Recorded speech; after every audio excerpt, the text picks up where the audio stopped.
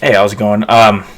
So yeah, a lot of my video that about the Lowrance installation, it's pretty much gone, and we're gonna work on getting a new camera. So with that in mind, some of that also had some of my tournament 2020 kind of what happened at Lake Havasu. So I guess I'll just do it now, just for a short video. Even though this happened in early February. I mean, I did really horrible, but it was actually a good tournament. It was like one of those. So when I did the U.S. Open and I did horrible there, like I knew I made a mistake and I left the winning fish, and I went and I was just blasting a bunch of non-keepers, like 60, 70 a day. It was amazing. There's a whole class of fish in that lake.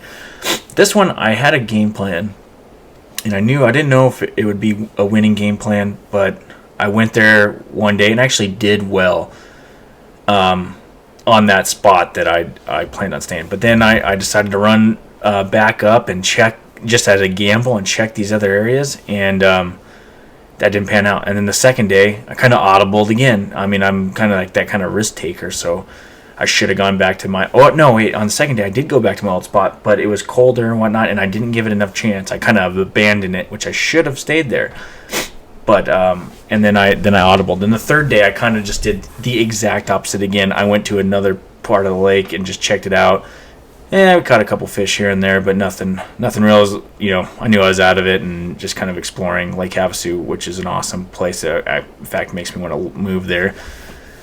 But anyway, so on the first day, I have to credit. I was doing something that I learned in the Ozarks, and those guys, whether and the guy that I was partnered with, my co-angler, he was pretty impressed with what I was doing, because he'd never seen anything like it. Of course, West Coast guys, we really haven't done anything like this. Not a whole lot of dock fishing. There's some dock fishing, and there's some on Lake Havasu. But what I was doing, and in the Ozarks, if you are watching this and you are from, you know exactly, it's spoons and blade baits and like ice jigs or whatnot, flipping those things in docks, and vertical jigging in docks, which is I got on that, and like the first day of practice, I went there and stuck like a 4-something pounder on that, and I just like, oh, I better leave it alone. Go over there, same bush, catch 2 fish off of it, go around like this boat that had been sitting there. I was explaining to them, I was like, man, you can really tell like what boats have been sitting here the longest, and what actually fish use and what fish don't use, and certain places in the docks, and bam, I'd stick one right there, like pretty much calling my shots, and I lost a couple. That was the bad thing. So I was using a different new blade bait. I kind of don't even want to say the name of it, but I'll tell you what it was. A Strike. I think it's called Strike Pro, and then that new Mega Bass one. I had one of those. What do they call it?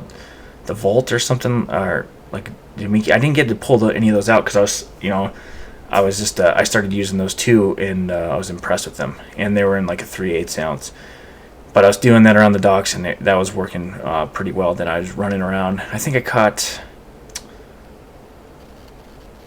one on a crank too, but it was a crank that they don't even make anymore. It was a bevy shad, which is it's my all-time favorite crankbait. It's like a half crankbait, half jerkbait that Lucky Craft like stopped making. But I have done more damage with that crankbait. Like that is like tied with the Mega Bass Vision 110 in my book, and I've done more damage with it. But anyway, so that first day, I lost a few fish there, and I caught my co-angler.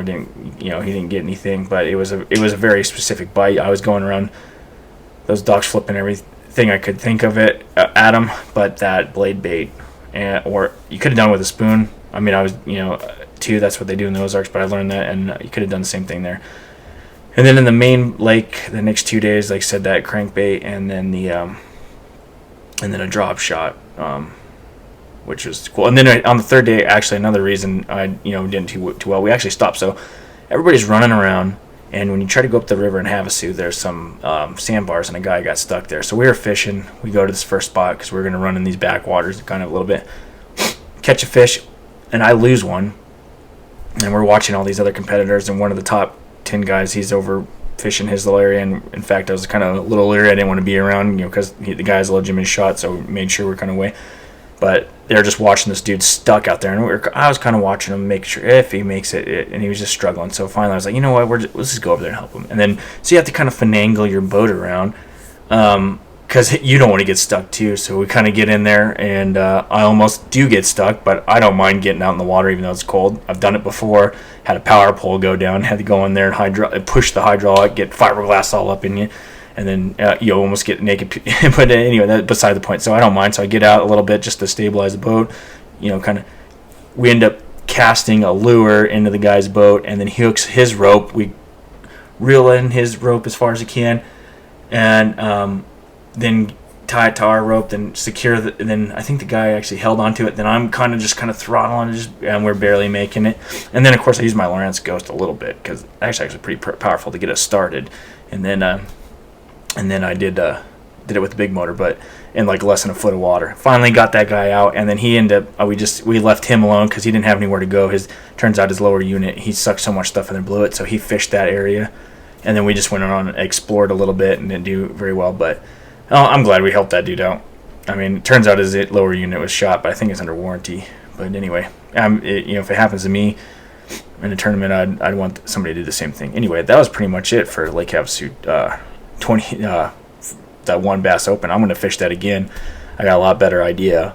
I fished that in the past, and this time I kind of came back to it after years, and I'm pretty good on these kind of lakes. It's one of those ones I don't even know what I would have done differently. In fact, I actually graphed the area where they won, or the guy that won. It's easy to look up, and I graphed that area, and I knew there's fish there. I could see them, and then I should have just checked it out, but there was just so much. There's so much stuff in there. It's hard to isolate it, and I felt really comfortable when I ran down there because there was nobody else there, and it was just me, and I knew there's fish there, but I just gave up on them again. And it's just getting back into tournament fishing and being able to make those right decisions, and I just haven't. I just didn't do it, and I might be going to this Clear Lake one. Hopefully, I'm definitely going to the U.S. Open here in a few months, and I just got to be cognizant of those mistakes that I made in the past, and all mine. I'm finding the fish.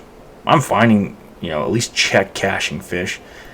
It's my own mental aspect, my own mind that's really hampering me at this point, and that's just part of getting back in the wheelhouse and getting that experience again, because I've been out of the game for a long time. But anyway, I'll have some more videos. I got some cool new lures that I kind of want to go over that I don't know if they're game changers, but they're definitely part of the arsenal that's going to be with me, and for you as well. It'll be some of these lures are going to be something that possibly will come staple. So I'm going to do some reviews on them, and then hopefully get on the water. It's starting to get that time here in about a month where there's going to be some lakes up here in the north that are going to be unthawed, and some big smallmouth that are going to be moving up.